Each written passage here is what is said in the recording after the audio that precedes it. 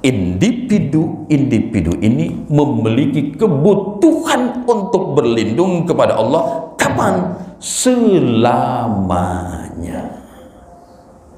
Bukan yang lalu, bukan yang akan datang, tetapi dari dulu sampai yang akan datang. Siapa yang istiqamah terus berlindung kepada Allah, maka Allah yang akan jaga marwahnya. Tapi semakin kita lengah memohon perlindungan kepada Allah, 3 bisikan tadi, maka 2 yang akan mendominasi dalam diri kita, yaitu bisikan setan dan bisikan binatang. Jadi Islam itu komprehensif.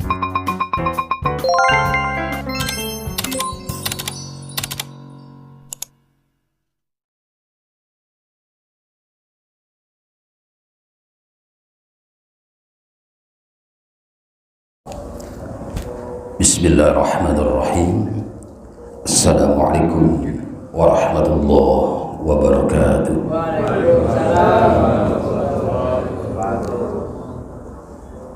Alhamdulillah wa syukrillah ala ni'amillah. Asyhadu an la ilaha illallah wa asyhadu anna sayyidina Muhammadan abduhu wa rasuluh. Allahumma salli wa sallim wa barik ala sayyidina Muhammad wa ala alihi wa ashabihi. Amma ba'du, faqad qala Allah ta'ala fil Qur'anil Karim, a'udzu billahi minasy syaithanir rajim. Bismillahirrahmanirrahim. Wa innaka la'ala khuluqin 'azim. Shadaqallahul 'azim. Rabbi shrah li sadri wa yassir li amri wahlul 'uqdatam min lisani yafqahu qawli. Alhamdulillah, ucapan puji dan syukur senantiasa kita sampaikan pada Allah Subhanahu wa ta'ala di hari ke-8 bulan Safar 1447 Hijriah ini.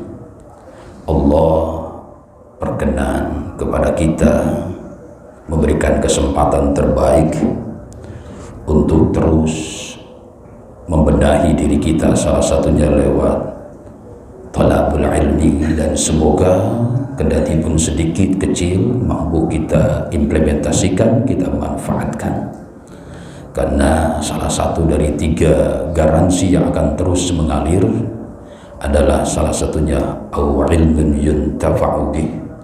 Jadi kalau kita sudah mati, ada sedikit ilmu yang kita manfaatkan, kita ajarkan, dan itu termanfaatkan, maka itulah yang akan menjadi teman kita di alam kubur, terus seperti aliran-aliran air yang mengalir dari dataran tinggi ke dataran rendah. Salawat dan salam semoga senantiasa tercurah kepada junjungan kita Nabi besar Muhammad sallallahu alaihi wasallam, kepada keluarganya, para sahabat, para tabi'in, hingga insyaallah kepada kita yang komitmen konsisten untuk terus istiqamah berada di jalur ajarannya dan berusaha semaksimal mungkin untuk meneguhkan hati menjalankan ajarannya. Segenap jamaah Masjid Al-Barakah, wabil khusus para pengurus, ketua DKM, MC Pak Abdul, dan ibu semua, mudah-mudahan pagi hari ini kita senantiasa dalam rahmah dan lindungan Allah Subhanahu wa ta'ala. Kita melanjutkan materi yang bulan lalu. Ini pilar kedua, yaitu tentang bagaimana menjaga kemuliaan diri. Kan ada 4 itu, yang baru kita bahas adalah sabar, lalu tentang marwah atau bahasa kitanya muru'ah gitu loh. Nah, insya Allah kita lebih tajamkan pada pagi hari ini. Semoga 2 pilar nanti masuk dalam diri kita dan mampu kita implementasikan.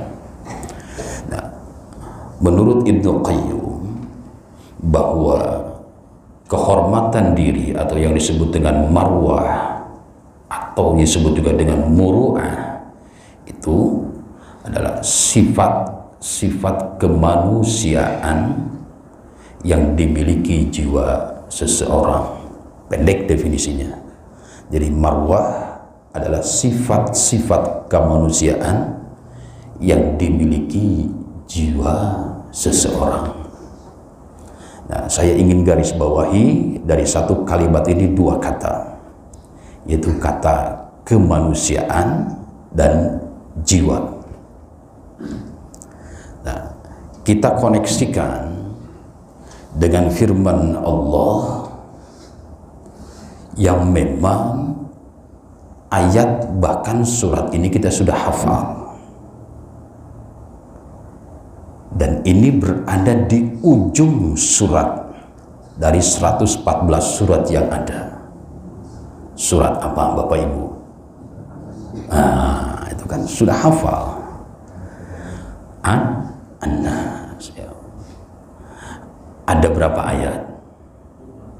5 ayat. Insya Allah hafal kita semua ya. Nah, ya insya Allah. Kayaknya cucu kita pun juga yang baru 2 tahun itu, baru 3 tahun kita ajari sudah hafal itu insya Allah. Nah, coba kita baca bareng-bareng, kita ambil keberkahan dari surah ini. Yuk. A'udzu billahi minasyaitonir rajim. Bismillahirrahmanirrahim. Qul a'udzu birabbin nas, malikin nas, ilahin nas, min syarril waswasil khannas, alladzi yuwaswisu fi sudurin nas, minal jinnati wan nas. Nah, Bapak Ibu yang dirahmati Allah Subhanahu wa taala. Jadi kalau kita kaitkan dengan ungkapan Ibnu Qayyum bahwa satu dari 4 pilar tentang menjaga kehormatan diri, lalu Allah cantumkan surah terakhir, surah An-Nas ini, maka kita dapat ambil pelajaran bahwa salah satu tujuan Quran adalah bagaimana kita menjadi orang yang berakhlak, yang harus mengajukan dan meneguhkan pilar-pilar akhlak. Salah satunya adalah tentang kehormatan diri. Mulia seseorang atau jatuhnya seseorang tergantung kemampuan bagaimana dirinya memanage tentang kehormatannya. Nah, yang suka jadi masalah kehormatan diri itu seringkali kita definisikan berdasarkan persepsi masing-masing, sehingga pada hakikatnya definisi kehormatan diri menjadi bias. Bahkan seringkali kehormatan diri kita relasikan, kita hubungkan dengan hal-hal yang justru sangat boleh jadi merusak kehormatan diri itu sendiri. Misal menjaga status sosial, menjaga kehormatan, kekayaan, dan lain sebagainya. Nah, ini tidak dalam rangka itu akhlak mengajari kita. Nah, mudah-mudahan di kesempatan yang singkat ini sampai jam 6 kurang berapa? Kurang 5 ya. Insya Allah ada 25 menit ke depan. Coba kita renungkan, mudah-mudahan dapat kita gali dan dapat kita implementasikan. Bapak Ibu yang dirahmati Allah Subhanahu wa taala. Nah, kata Ibnu Qayyum tadi bahwa sifat-sifat kemanusiaan yang dimiliki jiwa seseorang itu tidak akan muncul begitu saja. Pasti ada ujian, ada cobaan, ada bisikan. Nah, 3 komponen bisikan menurut Ibnu Qayyum itu selalu bertempur setiap saat yang ada dalam diri kita. Pertama, yaitu bisikan atau seruan-seruan yang mengajak kepada sifat-sifat syaitan, laknatullah. Dan ini sejak kakek kita diciptakan oleh Allah, bisikan ini berhasil. Nabi Adam yang saat itu ada di surga berhasil diperdaya oleh iblis. Jadi oleh iblis saat itu, belum beranak pinak iblisnya. Kalau sekarang sudah cucu dan cicit serta cocotnya barangkali gitu ya. Nah, banyak manusia yang tergelincir hanya dipengaruhi oleh cicit-cicitnya iblis. Tapi Adam itu, bayangkan hidup di surga yang semuanya serba diperkenankan, serba diperbolehkan. Allah hanya minta satu untuk tidak dilakukan.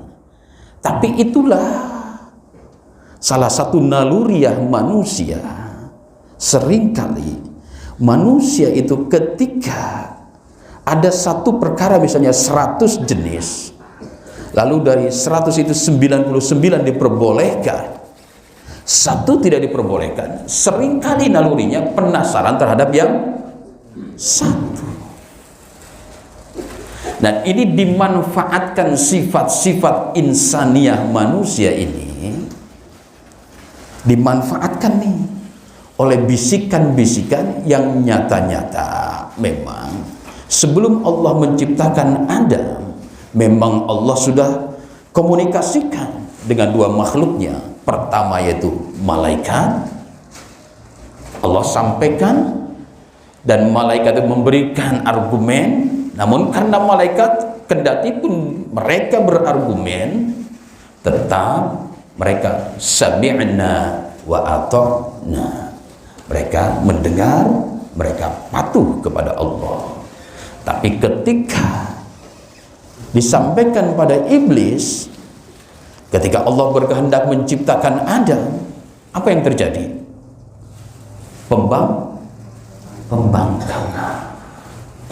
Sehingga terjadi laknat Allah. Nah, sejak itulah iblis tidak mau dia dalam kesendiriannya, maka dia mencari partner-partner. Dan makhluk yang paling bisa dijadikan partnernya itu adalah manusia. Tergelincir Adam. Jadi ini PR buat kita, menjaga marwah. Perkara susah apa perkara gampang? Susah. Adam saja yang notabene nabi tergelincir. Itu satu, dia bisikan. Yang kedua, Anda bisikan-bisikan karena manusia itu tercipta dari dua unsur. Ada unsur yang sifatnya nampak, material, yang bukan material bangunan. Gitu. Ya, jasad kita ini. Ya, konon waktu penciptaan Adam itu Allah ambil itu tanah dari berbagai macam pelosok, sehingga muncullah keturunan-keturunan Adam yang luar biasa heterogen, misalnya dalam warna kulit. Misal orang Eropa kulitnya warna putih, bagian ke Afrika itu semua punya ciri khas masing-masing. Dan Allah memberikan pernyataan bahwa kemuliaan bukan dari unsur material ini. Salah satu contohnya nenek kita Nabi Muhammad itu keturunannya dari jalur Ishak apa dari jalur Ismail? Ismail ibunya siapa? Siti Hajar. Siti Hajar konon itu berasal dari wilayah Mesir yang berkulitkan hitam. Tapi lihat salah satu karya yang dibuat oleh istri Nabiullah Ibrahim alaihissalam, yaitu Siti Hajar. Berkas sampai detik ini sama kita. Salah satunya air zam-zam. Nah, itu satu pembuktian bahwa unsur material yang ada dalam diri kita itu adalah bukan komponen terpenting dalam meningkatkan dan menjaga kehormatan diri. Maka yang Allah minta adalah unsur imaterialnya. Kan apa artinya jasad kita? Kita ini kan lebih hina dibanding seekor binatang. Mana contohnya? Tikus mati, paling bahunya berapa hari? Ya kan? Tapi manusia mati, coba kita biarkan tanpa dikubur. Hah? Oh, jadi wabah.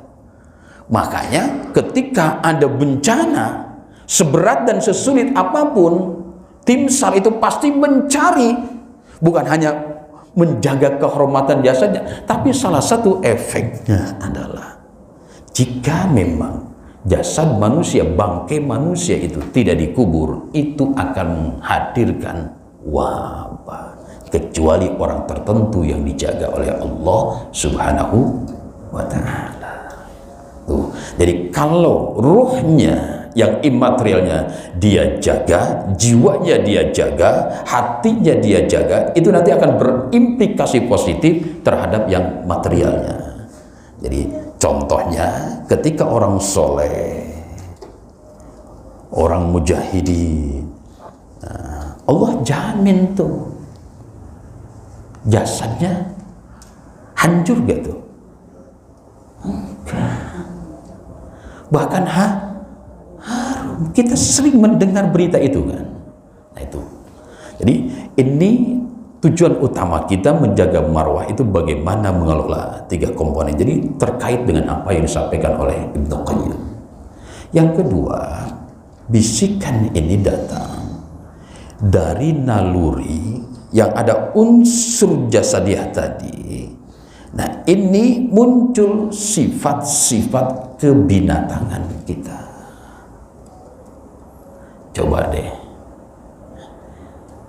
ada nggak binatang yang nggak serakah? Nggak?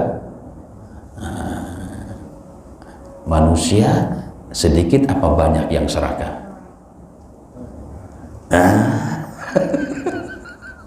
Contoh realnya itu loh. Ya, ada nggak?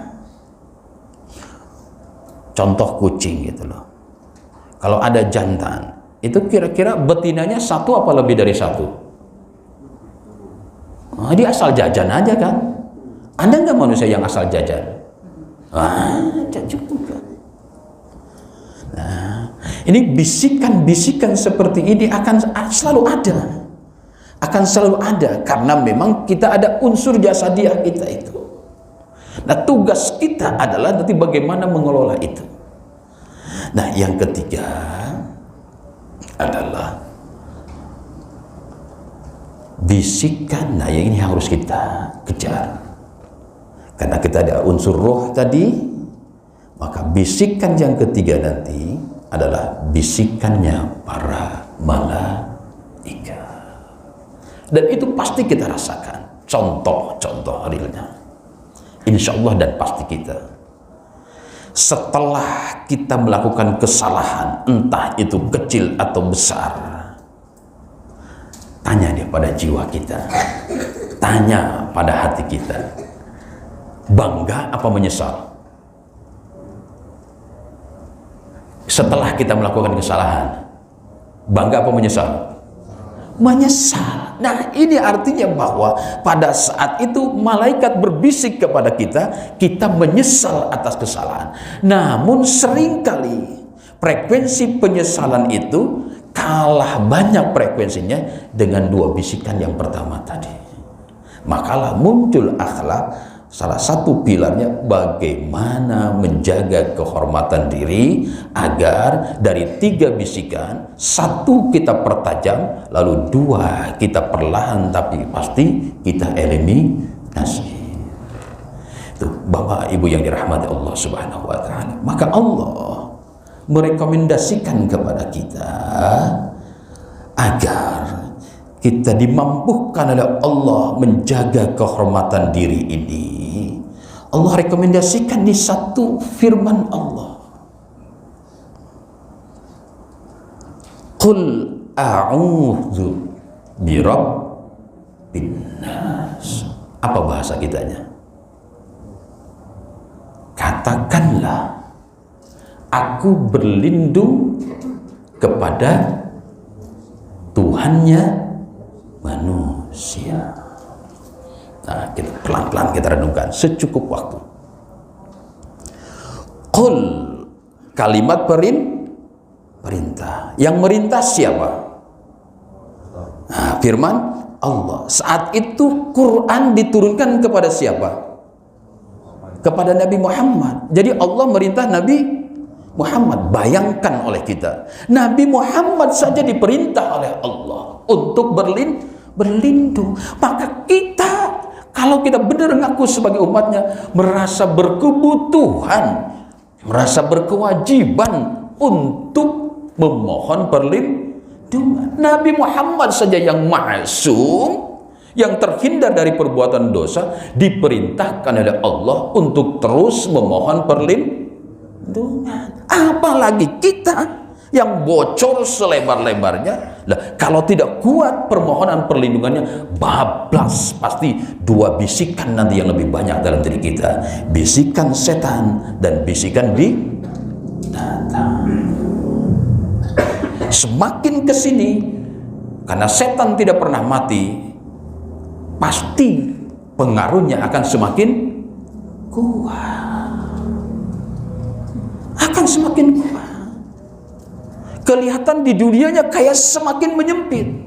Contoh realnya apa? Oh, masjid dengan 20 tahun yang lalu, banyakkan 20 tahun yang lalu apa banyakkan sekarang? Sekarang. Pengajian 20 tahun lalu dengan sekarang banyakkan mana? Nah, kan secara akal kayaknya ini bisikan setan semakin siapa bilang ceksa bahasa Jerman. Nah, itu dulu setan gak berani ke masjid. Sekarang kita tetap harus waspada diri. Sampai pengurus masjid nggak bisa jamin itu kalau kita datang ke masjid lalu sholat Jumat, saudara kita pasti dengan sandal yang sama. Ya, begitu khatib bicara, ambil yang baik-baik, bener. Pulang ambil yang baik-baik. Ini contoh-contoh buat kita lah. Sholat Jumat dia. Karena iblis pun juga, setan juga bisa masuk ke masjid. Nah, Bapak Ibu yang dirahmati Allah Subhanahu wa taala. Jadi hikmah salah satunya daripada qul itu, kita harus selalu mengatakan pada diri kita, katakan pada jiwamu, katakan pada hatimu, katakan pada rohmu, a'udzu. Apa artinya? Aku. Pertanyaan kita, kenapa nih Allah memerintahkan kepada kita, lalu kata gantinya itu menggunakan kata ganti persona satu dan tunggal yang disebut dengan mutakallim? Kenapa tidak qul na'udzu?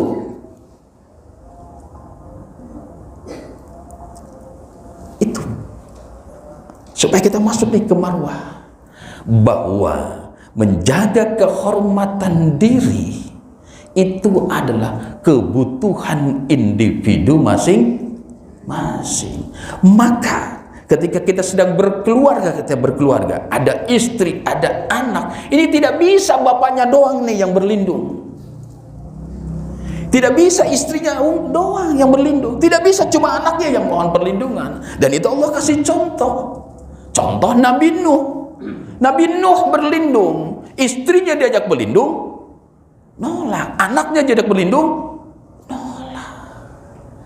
Ini salah satunya, bahwa permohonan perlindungan tidak bisa diwakilkan. Permohonan perlindungan adalah kebutuhan individu masing-masing.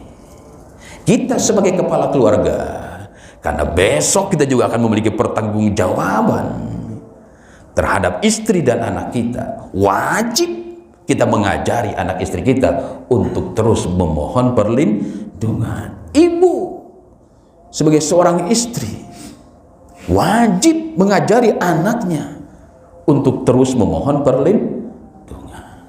2. Ketiga, kita save waktu aja biar agak ada dapat ilmu. A'udzu itu dari kata ada ya'udzu. Fi'il madhi bergeser menjadi fi'il mudhari. Simple past tense bergeser menjadi present continuous tense. Itu. Kata kerja lampau bergeser menuju kata kerja sekarang. Dengan kata a'udzu, dhamir mutakallim tunggal, lalu fi'il mudhari, artinya individu ini memiliki kebutuhan untuk berlindung kepada Allah. Kapan? Selamanya. Bukan yang lalu, bukan yang akan datang, tetapi dari dulu sampai yang akan datang. Siapa yang istiqamah terus berlindung kepada Allah, maka Allah yang akan jaga marwahnya. Tapi semakin kita lengah memohon perlindungan kepada Allah, 3 bisikan tadi, maka 2 yang akan mendominasi dalam diri kita, yaitu bisikan setan dan bisikan binatang. Jadi Islam itu komprehensif. Maka ada bulan Zulhijjah, potong hewan, bukan hanya bagi-bagi daging. Sifat binatangnya harus disembelih, gitu. Contohnya. Nah, Bapak Ibu yang dirahmati Allah Subhanahu wa taala, kita lanjut sedikit. Qul a'udzu birabbin nas. Apa-apa pelan-pelan Pak ya, Bu ya. Bi, makanya bacanya Rabbi. Terus an-nasa, an-nasu apa an-nasi? Qul a'udzu birabbin nasi malikin nasi ilahin nasi. Semua i. Kenapa itu? Karena itu huruf ba sebagai huruf jar, huruf yang memaksa kata selanjutnya harus kasroh. Jadi seandainya tidak ada huruf ba, itu nanti bisa jadi fathah. Lalu mengapa Allah menyelipkan huruf ba? Nah, hebatnya Quran tuh di sini. Maka jangan main-main dah dengan Quran. Maka jangan jauh-jauh dari Quran. Minimal bacalah Qurannya. Biarkan nanti Allah dengan cara. Jadi let Allah works mysterious way, katanya. Biarkan Allah bekerja dengan cara misteriusnya. Akal kita nggak nyampe. Contohnya Tom Lembong dibebasin. Apapun itu. Artinya apa? Lagi-lagi ketika malaikat berbisik, tahu Lembong tidak salah. Gitu. Kita usah bicara politik ya. Nggak usah. Ya, kalau bicara kebenaran, walaupun dia beda agama, harus kita bela. Bapak Ibu yang dirahmati Allah Subhanahu wa taala, ya. Huruf ba ini nanti akan memiliki faedah 2. Ini supaya kita sungguh-sungguh memohon perlindungannya. Pertama, ba di sini bermakna isti'anah. Permohonan pertolongan. Jadi ini satu bukti dalil bahwa kita tidak mungkin tidak berlindung kepada Allah. Kita tidak mungkin tidak berlindung kepada Rabb kita. Karena ada huruf ba, siapapun manusianya, dia butuh perlindungan akan Tuhannya. Jangankan kita yang muslim, mereka saudara kita yang beda akidah dengan di luar kita, ketika dia mendapati kesulitan, ketika dia butuh perlindungan, walaupun Tuhannya 2, 3, 4, 7, 11, dia akan berkata, oh my God. Tuh. Karena memang itu fitrah manusia sungguhnya. Jadi tidak ada manusia yang tidak butuh perlindungan. Hanya ketika mau implementasi perlindungan, kenapa si iblis, si setan itu lebih kuat? Kenapa si binatang itu lebih kuat berbisiknya kepada kita? Sehingga permohonan itu hanya berujung pada sebuah keinginan. Kita jangan sampai begitu tuh. Kita harus masuk. Itu makna pertama huruf ba. Yang kedua, ba ini jadi banyak dalam bahasa Arab itu fungsinya. Minimal ini ada dua maknanya. Yang kedua, ba itu bermakna lil ilsaq.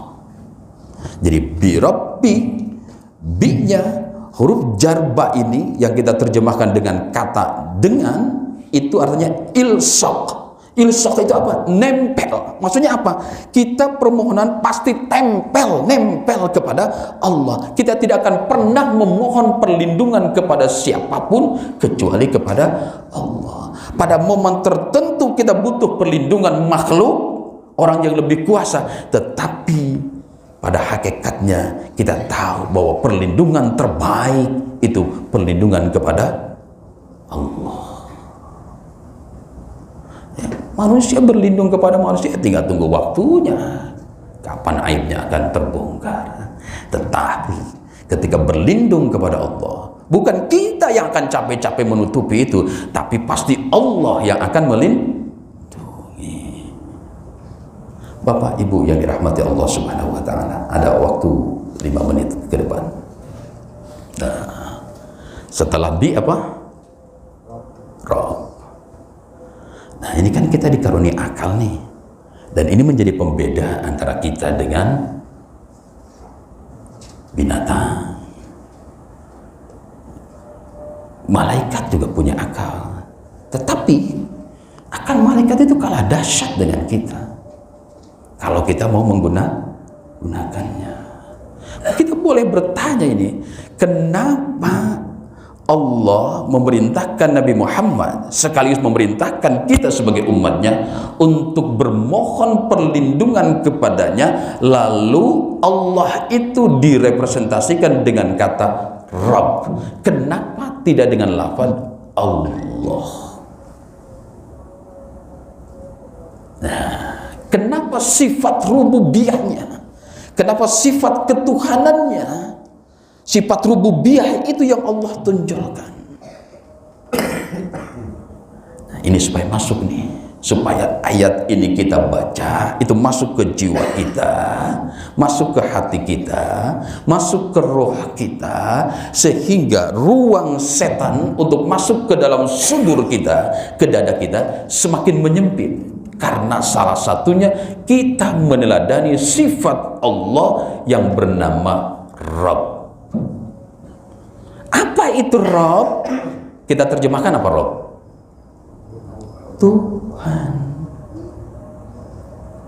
Ada istilah orang bilang, kalau Tuhan banyak, kalau Allah satu. Tidak, definisi dalam Islam tidak begitu. Ketika kita menyebut kata Rabb di dalam Al-Quran, di ayat dan surat mana saja, maka itu adalah Allah sedang menampilkan sifat-sifat rububiyahnya Allah. Di ayat ini, ketika kita qul a'udzu bi rabbin nas, Tuhanku, Tuhanku yang mana? Tuhanku penciptaku. Jadi kita nggak tanggung-tanggung permohonan perlindungan kepada zat yang menciptakan kita. Sudah paripurna. Tidak perlu lagi mencari perlindungan kepada apapun dan siapapun, karena yang lain tidak mampu menciptakan kita. Cuma kadang keyakinan kita nih yang memble. Satu itu makna Rabb di ayat ini. Yang kedua, ketika qul a'udzu bi rabbin nas, Rabb Dia Allah bukan hanya pencipta kita, tetapi Dia Allah pun juga adalah pelindung kita. Wow. Kalau iman kita sudah pol dan memang harus yakin Dialah Allah, zat satu-satunya yang melindungi kita, tidak ada rasa takut kita, karena kita merasa dilindungi Allah. Dua, ini setidaknya supaya kolerasi dengan ayat ini. Lalu kita akan hidup berjalan. Makanya tadi kalimatnya fi'il mudhari. Maka kata Rabb bukan hanya pencipta, bukan hanya pelindung, tetapi ketika kita baca Rabb di ayat ini, pastikan masuk dalam diri kita, Dia Allah pembimbing kita. Wow. Kalau kita sudah yakin Paul bahwa dimanapun, kapanpun, selagi kita berlindung kepada Allah, bukan siapapun yang akan bimbing kita kecuali hanya Dia Allah. Yang keempat, waktunya habis. Tidak cukup Allah pencipta, tidak cukup Allah pelindung, tidak cukup Allah sebagai pembimbing. Setelah dibimbing agar terawat hasil bimbingannya itu, maka kita harus dipelihara. Maka butuhlah kita perlindungan kepada zat yang maha memelihara. Empat. Yang terakhir, setidaknya di ayat ini kata Rabb bermakna bahwa dengan kata Rabb ini kita adalah milik Allah. Tidak mungkin sang pemilik menyia-nyiakan yang dimilikinya. Selagi kita datang kepadanya, bermohon perlindungan kepadanya untuk menjaga kehormatan diri, maka pasti sang pemilik itu akan melindungi apa yang dimilikinya. Yang suka repot, kita suka berubah posisi, kita merasa memiliki, padahal kita dimiliki. Terakhir dari ayat ini, Rabb kita, lalu An-Nas. Nas tadi apa artinya? Manusia. Ini kata definisi manusia bukan satu-satunya kata nas di dalam Quran. Kita contoh misalnya di surat Wat-Tini Waz-Zaituni, gimana coba? Wat-Tini Waz-Zaituni wa Turi Sinin wa hadzal baladil amin laqad khalaqnal insana. Tuh diksinya insan. Apa artinya insan? Nah, itu nanti harus kita kulit itu. Apa bedanya dengan nas? Lalu ketika Nabi menggambarkan bahwa dirinya pun juga dari sisi basyariahnya tidak ada bedanya dengan kita. Qul inni ana basyarum mithlukum, kata Nabi. Sesungguhnya aku itu, kata Nabi, basyar juga, manusia juga seperti engkau. Aku makhluk yang bisa diraba. Aku yang butuh istri sama dengan kita, gitu loh. Aku yang punya keturunan sama dengan kita. Nah, lalu tiga komponen ini, ada nas, ada insan, ada basyar. Lalu kenapa dalam permohonan perlindungan, kenapa dalam menjaga marwah diri Allah memilihkan kita dengan diksi kata nas? Singkat cerita, nas itu adalah manusia yang berinteraksi, sehingga kita dapat ilmu bahwa bisikan keterplesetan itu akan ada di wilayah interaksi. Interaksi dengan siapa? Tiga komponen: interaksi dengan diri kita sendiri, interaksi dengan Allah, interaksi dengan sesama manusia. Tiga interaksi ini itu kalau kita tidak kuat permohonan perlindungannya, setan akan masuk di situ. Waktunya habis. Ya, Bapak Ibu yang dirahmati Allah Subhanahu wa taala. Nanti untuk pertemuan ke depan Ini memang kita harus ikhtiar sekuat tenaga.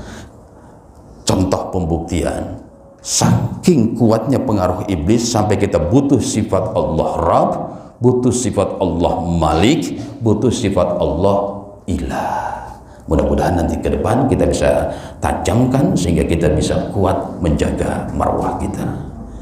Demikian Bapak Ibu yang dirahmati Allah Subhanahu wa taala, saya ingin sedikit membuat konklusi bahwa muru'ah itu tadi sifat-sifat kemanusiaan. Nah, sifat manusia ini akan bergeser ke arah malaikat, akan bergeser ke arah binatang. Itu tergantung pada bagaimana kita konsistensi menjaga marwah ini. Penjagaan marwah yang terbaik adalah selalu melakukan perlindungan kepada Dia Allah. Dia Allahnya yang bersifat Rabb. Dialah pencipta kita, Dialah pembimbing kita, Dialah pelindung kita, Dialah pemelihara kita, dan Dialah yang memiliki kita. Semakin kuat dan terus kita yakini dalam diri kita bahwa kita hanya miliknya, maka itu pintu-pintu iblis, setan masuk membisiki kita untuk merusak marwah kita, itu akan semakin sempit. Semoga Allah senantiasa merahmati kita. Demikian, wallahu a'lam bishawab. Sebelum kita tutup, silakan barangkali ada yang merespon, ya.